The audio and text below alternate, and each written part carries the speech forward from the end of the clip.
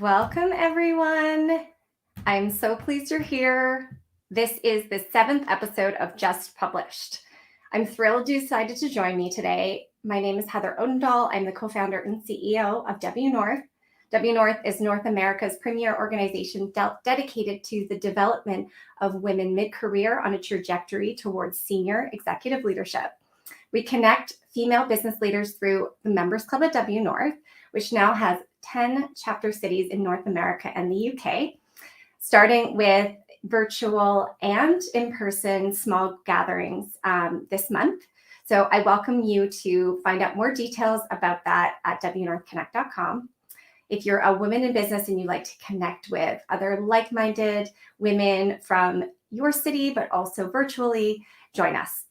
So this morning, I am so pleased to welcome Lisa Hufford to the show. Lisa is the author of Work Your Way, Reinvent Yourself to Create the Life You Want and Thrive as a Consultant. Lisa Hufford is the founder and CEO of Simply Consulting, providing B2B marketing services to brands like Microsoft, Amazon, and Providence to help them run their go-to-market programs and operations at speed and scale.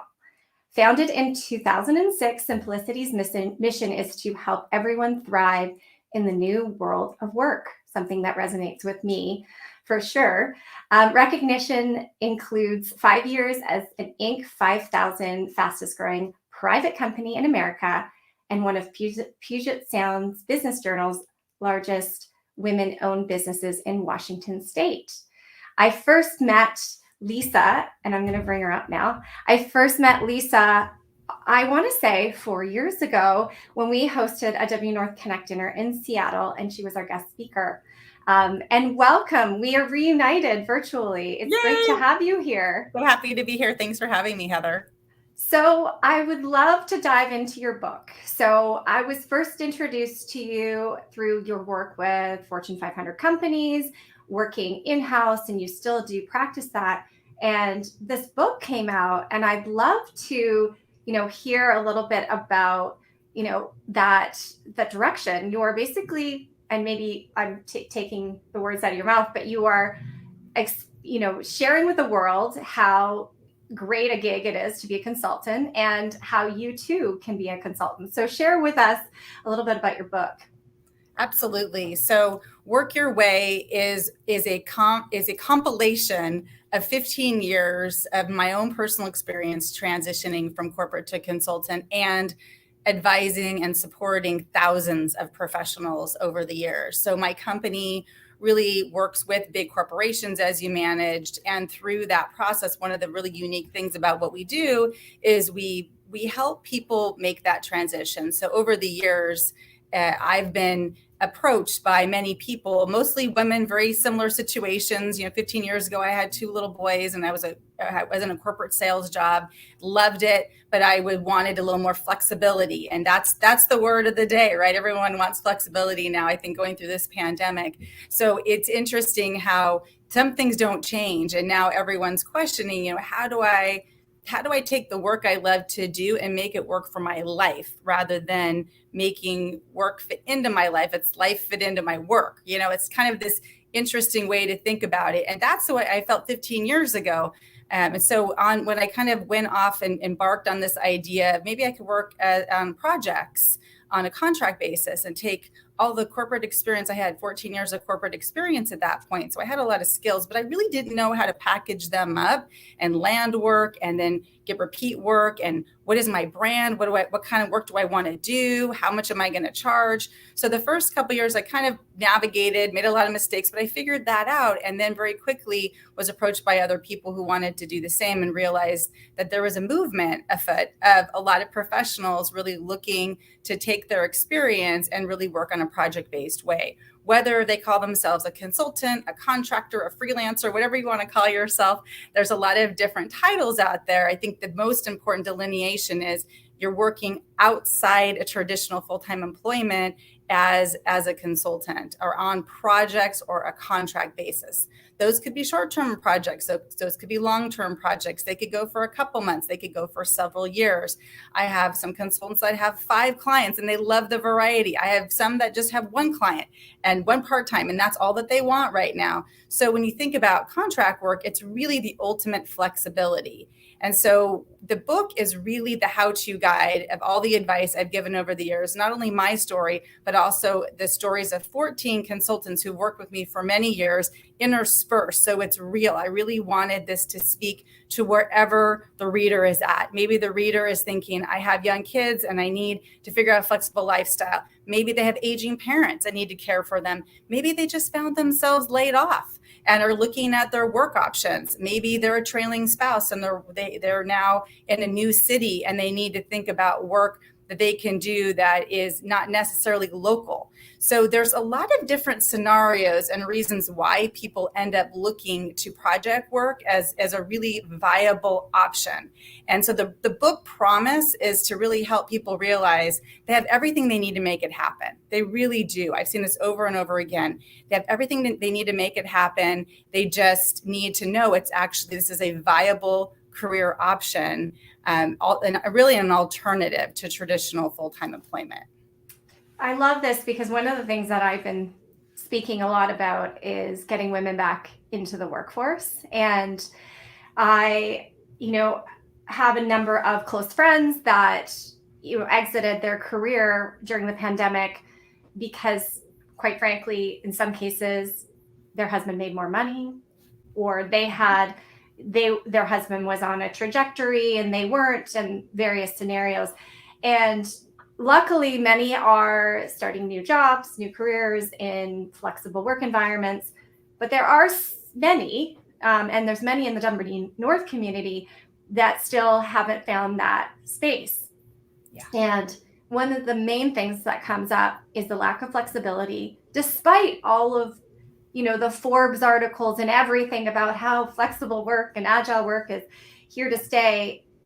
Every posting is still 40 hours a week, and it's not really 40 hours a week, it's 50 hours a week. So I love this conversation because it creates, or it highlights an alternative to that 40-hour work week. My question to you is, how do you get started? Because that is the number one, question that I get is like, how do I begin? And also, how do you get that first client? Because you talk about, in some cases, it's just getting that one client or using that 80-20 rule where you just need that one. What's your advice for finding that first client? That's right. You just need that one to get started. Well, now you're speaking to my heart. So like you, as a women business owner, and Simplicity's always had over 75% women as consultants in our community. We haven't really tried to be really focused on empowering professional women, but we just have. And it's something my whole staff happens to be women. We are very passionate about the professional woman and helping her realize she has options. She has so many more options than she realizes. So how do you do it? How do you get started? There is a whole section of the book called The Foundation. And this includes defining your personal brand, which is what was the presentation I did a few years ago for your group. It is understanding and defining your ideal client. It is defining your ideal work. And it is defining the art of the rate. So these are whole chapters, each one of those topics. The art of the rate. I love that. The art of the rate. Exactly. Because that's, people, how can I make this work financially, right? That's a very real consideration. Can I make it work financially?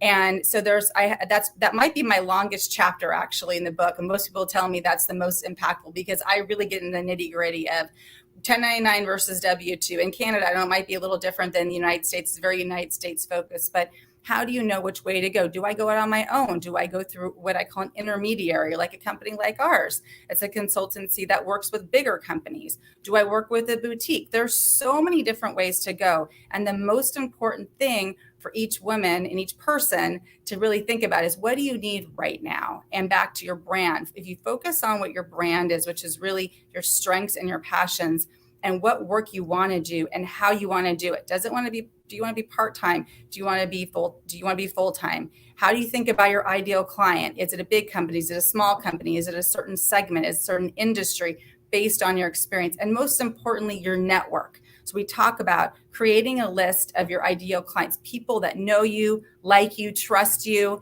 that you can go to. It might only be 3 or 5 people on your list. That's okay. You don't need a whole bunch of people. And then I talk about how do you really position yourself. So once you get your brand, this is your what and your why. I'm really consolidating this very quickly for people, but if you go through it, you're going to be confident to be able to tell your story of the value you can deliver. And then you're going to go talk to the people you know and say, hey, I'm thinking about working on a project basis. This is the kind of work I want to do. Have you heard of anything? You're not necessarily going to ask directly, but you're going to what I call plant seeds. You're going to put it out there and you're going to plant a lot of seeds, and you're not going to focus on the outcome of those seeds. You're just going to keep your positive attitude, and you're going to keep sharing your brand, and you're going to keep sharing your gift with the world. And guess what will happen? Something will happen. You will create an opportunity. So on the flip side, and you just said this about the employer shifting their mindset, right? How to think about this is an equal passion of mine, is really helping managers and leaders now, especially with the pandemic, realize they can hire anywhere. And oh my gosh, isn't that awesome? Talk about the ultimate flexibility for a hiring manager. You can hire anywhere in the world now. There are no restrictions. And now you can really understand what are the goals of your team and how do you translate those goals to projects. So when I talk to managers, we talk about a lot about what do they need to get done right now? What are the skill gaps on their team? Or what do they need more capacity for? And this is where project work is perfect. So if you're out there talking to your network, and really especially for women, this is a great way to talk to people that know you and give them ideas. This is how I find my first project. This is how thousands of people have found their first project, is they go to people that already know them, haven't maybe thought about them in this way. And you say, hey, I can do this kind of work. We've worked together in the past. Is there anything you have? Now they're either going to say that's a great project, or maybe they're going to have something else. When I first started consulting, this is how I went back to my manager, and I had created a 1-page overview of the work I wanted to do, and I pitched it. I said, this is the work I know the company wants to do. I'd love to do it on a project basis. And they said, great, go work with all the leaders. And then really quickly, they said, that's important, but we've got something else more importantly. So we want to spin up a whole new sales channel in Asia. Can you go create that? Well, of course I can do that. And that's how I got started. I jumped into my first project because I kind of at least started with something I could do with people that I knew and that knew me. So that's the same advice I give to people of being confident. Just have that conversation and being really open to where it might go. Oh, I love that. So when did you get started on consultancy? Was it after you came back from maternity leave, or? Yeah. So in 2006 was when I started my company. I had a toddler and a baby, and I used the maternity leave with my second son because I really was at that pivotal point. And I share my whole journey in the first chapter of the book, which is definitely not dissimilar to many women's journey of kind of that place of recognizing my definition of success had shifted, and it wasn't climbing the corporate ladder anymore. It was really something else. I still wanted to work. But I wanted to find the middle. I didn't want to keep climbing that corporate ladder and traveling all the time.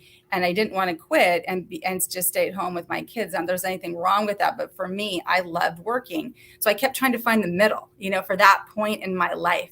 And the thing about flexibility that I've been thinking a lot about, and I think I'm going to start writing some more on this, is flexibility is really personal.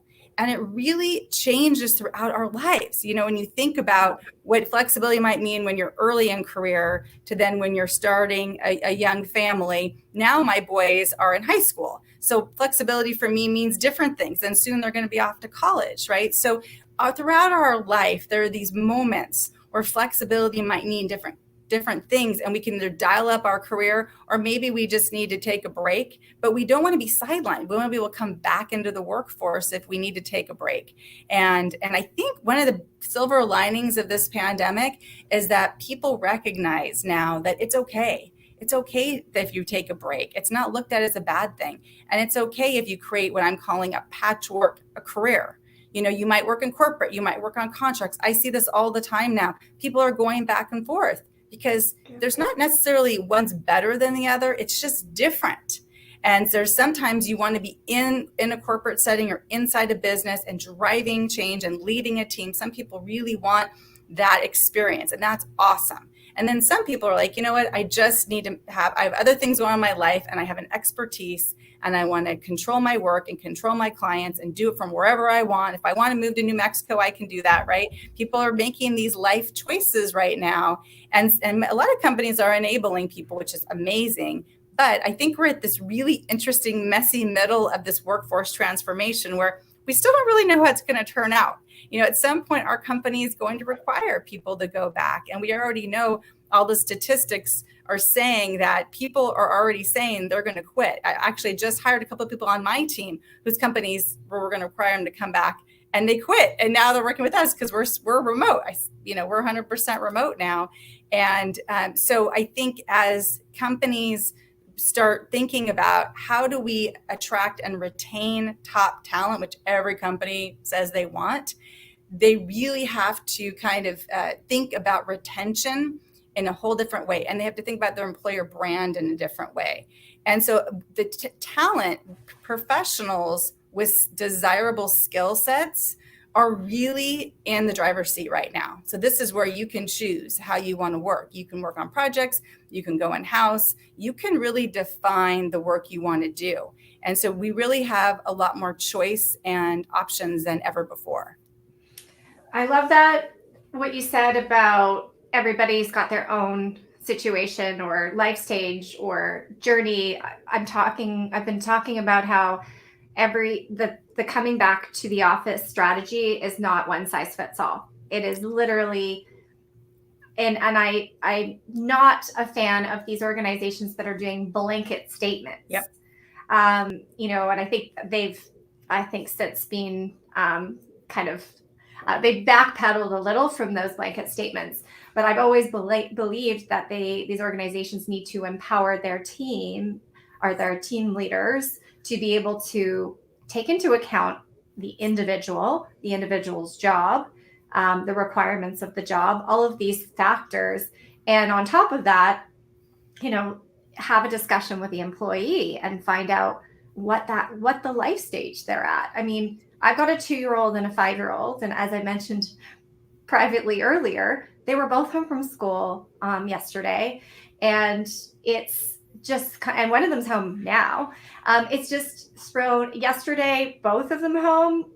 I didn't touch my computer. And I said to one of my team members, I'm so sorry. I'm not getting anything. And but at the same time, I'm so happy that I am an entrepreneur and that I am my own boss. Yeah. But then I was also motivated by the work that I'm doing for all of the women that are not their own boss, that are in the same situation. So it was a really enlightening moment for me yesterday where I was frustrated because I'm like you, I like to work. And so when I'm forced to not work, which is good sometimes, I would argue. We went for a walk in the forest and tried to enjoy the sunshine in the Pacific Northwest, which I know you are as well. So when the sun shines, you really get outside. Yes. That's the moment that I had yesterday, which is I am so glad. And I caught up my work at night and in the morning and any other pocket.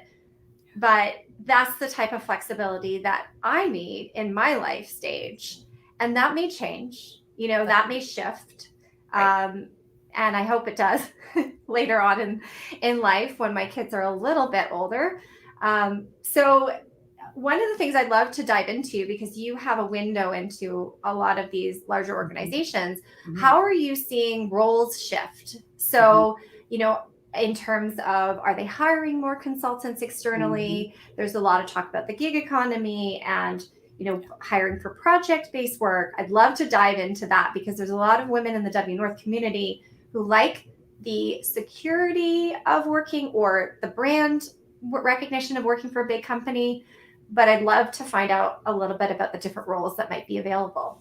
Absolutely. So at Simplicity Consulting, we specifically focus on marketing, project management, program management, communications. That's kind of our sweet spot. So that's always been kind of our niche. And we are busy. We have grown over 50% in the last year. It's been an insane ride, and we have expanded our team. We're still hiring like crazy. So if anyone has any of those skills and you're interested in contract work, please go to simplicityci.com and fill out your profile, because our talent team probably love to talk to you and can help you with the project. And by the way, that's another way to go for people that are like, how do I get started? If you're not comfortable kind of creating a project and pitching it, like I suggested earlier, you can find companies like ours that match your skills. Like if you have finance background or supply chain or engineering, there are boutique agencies that need you, that want your skills. So do some research, Google them, find out where they are, and just talk to those recruiters. The more you talk to more people, the more you're going to learn. Number one, what is if you're kind of like, I'm not sure what my brand is, what would people hire me to do? You're going to have, this is a big part of what our team does all day long. We're talking to talent about, hey, here's what our clients want. Like they want a project manager to run this kind of a program. We do a lot, from everything from supporting the consumer business at large organizations to the B2B, to running large sales channel programs, co-marketing programs, brand content studios. So for us, it's never like there's a perfect pipeline. It's literally like when a client calls us, they need talent right now. And what we're seeing across our client base is companies are hiring everything. They're hiring on project, they're hiring full-time employees. They just, we all know this, like they can't hire fast enough. And then there's statistics out there, like the latest one I saw from Korn Ferry says 82% of professionals plan to quit their job over the next 6 months, and 31% of those said they're going to quit without another job. I mean, again, we kind of talked about this. We're already seeing it. So companies are in this place where they are hiring, and then they're like backfilling, and it doesn't seem like there's an end right now. I feel like there's this movement where people are kind of questioning, is this the work I want to do? Is this how I want to do it? And if they're not able to make it work with their current role, they're just leaving, whether they've got a job or not. And then pretty quickly, they're finding roles that are a great fit for where they are. So when I talk to clients, it's about advising them back to flexibility is personal. Have those conversations, build that trust with your employees. See if you can make it work, and really focus on outcomes. This is also great if you're thinking about being a consultant. Think about the outcome you can deliver. And the best way to represent this is, what have you done in the past? So one of the most valuable exercises I teach is defining your professional success stories, and really getting into like 10-second sound bites. Here's what I did, and here was the outcome. That's really what people want to know. And if you can get to that, and you like that work, whatever it is, that is your calling card to potential other clients. I want to do this kind of work, and I can do this for you too. So those are some other tips as I think about how to help people transition and talk to other, companies like ours about, how they can help them kind of navigate. And I will say, working with a consultancy or a firm or a staffing company could be a great way for you to dip your toe into contract work, right? It's really low risk. You can just, some people, it is not a fit for them. And again, this is the reason why I wrote the book. There's a whole quiz in there about, it's consulting for you, because it's not for everybody, right? It really is a different mindset. So know yourself.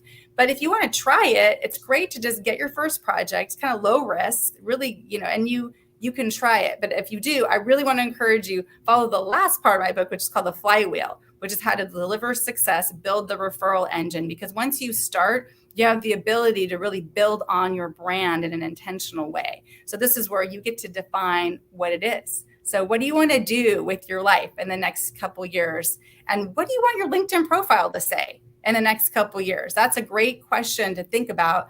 That can help you define the work you want to do right now. So I love that. And one of the things I want to dive into with you is a little bit around, because you've talked about this before, around personal brand, but like thought leadership. So as you figure out what that your defining qualification is and what that LinkedIn profile. So what are some ways that you would recommend that, and have you used thought leadership to elevate your personal brand? Absolutely. So, it starts with what am I passionate about? So back to my definition of a personal brand is your strengths. What is just easy? What is effortless for you to do? It's something you probably overlook and maybe have overlooked your whole life because you just take it for granted. Some people say to me, I've just always been a really good writer, and they discount it. That is your strength, right? Or some people that are like really good at finance. And again, numbers come easy to them. Like they don't come easy to all of us, right? So these are your strengths, being aware that actually that's your sweet spot. Then if you can combine that with what you're passionate about. So what are you passionate about? What's your why? What motivates you? Is it helping other people? Is it making a big impact? Is it being a change maker? Is it about taking someone's vision and bringing it to life? I mean, there's all kinds of different ways to think about impact and what your why is. And that's what I want to say, your passion. So when you kind of get to your strength and your passion, then you can think about your thought leadership platform. And what does that mean? And it could be, you could just start with, I want to take projects for companies that match my values, because I can do this work. Let's say you're a project manager. You can be a project manager anywhere. You can do any discipline anywhere. So what will feed your soul is to do it with an organization that you're passionate about. So for some people, maybe they're passionate about the environment, or they're passionate about software, they're passionate about cloud-based solutions. Whatever it is for you, find organizations that map to your values. And then now you're starting to build your brand. You're starting to build thought leadership. So there's lots of ways to think about your platform. You could focus on an industry, you could focus on a discipline. But the most important thing is get narrow, get more narrow than feels comfortable. Most people really struggle with this one because for many of us that have worked a long time like me, we've got a lot of skills, right? We've got lots of things we can do. We got lots of tools in our tool belt, and that's awesome. But right now in your life, think about, what tool do you really want to hone? What do you really want to be known for the next couple of years? And if there's something you're really passionate about, that's when you lean into your thought leadership, because it's really hard to be a generalist and have thought leadership and have that credibility, because in the market doesn't know how to receive kind of generalist content. But if you're an expert at what you do, you will stand out, and then you will be the best. You will be seen as the leader and like the go-to person in your space. I love that. And what I would love to sort of end off our discussion today is talking a little bit about some resources and some websites. So I'm curious as to, I know of a couple, this one might be more corporate jobs, but like one that I know that you have in the States, which is amazing, is the Mom Project. Mm-hmm. So, companies that are hiring for flexible roles or maybe contract stuff. What are some other websites? Like, do these things exist where you can search projects? Like what would you recommend?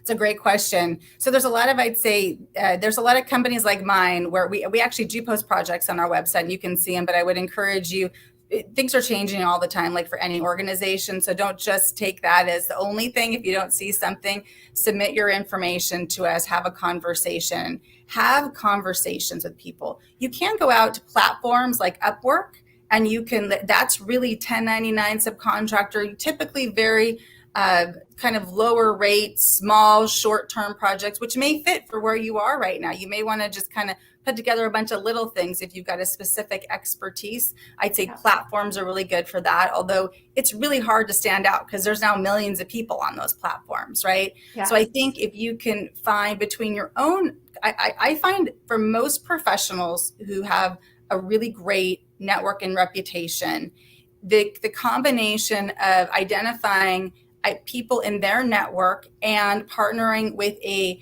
consultancy or agency or staffing company that is aligned with their expertise is usually a really good match and a good fit for them to have options. I mean, really what you want to do is create options for yourself, right? So you can organically create some, and you can also develop relationships through intermediaries and multiple companies where you're also then, as opportunities come up, you can be top of mind. But it really all starts with you and your personal brand and defining what you want right now. Awesome. And your network, which is where we come in at W North.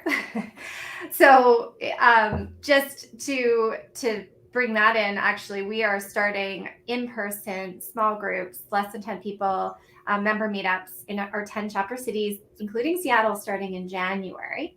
So, if you are out there and you're also realizing after the pandemic, where is my network? I need to really build back before I start my consultant track. There is the W North membership, which we just reopened the doors a couple weeks ago. So with that, Lisa, I wanted to thank you so much for coming on the show today and profiling your book. If you haven't picked up a copy, Work Your Way, Reinvent Yourself to Create the Life You Want and Thrive as a Consultant is Lisa Hufford's book. And we'll include a link below after the broadcast, but just wanted to thank you and just so excited to see your face after a few years. It's great to be virtually connected again. Thank you, Heather, and thank you for the work you're doing. It is so important to reach out and join networks like the one you're building. So awesome work to you too. Amazing. Okay. Have a great day. I'm not even sure what day it is today. It's Tuesday, I think. So happy Tuesday, everyone. Thanks for joining us.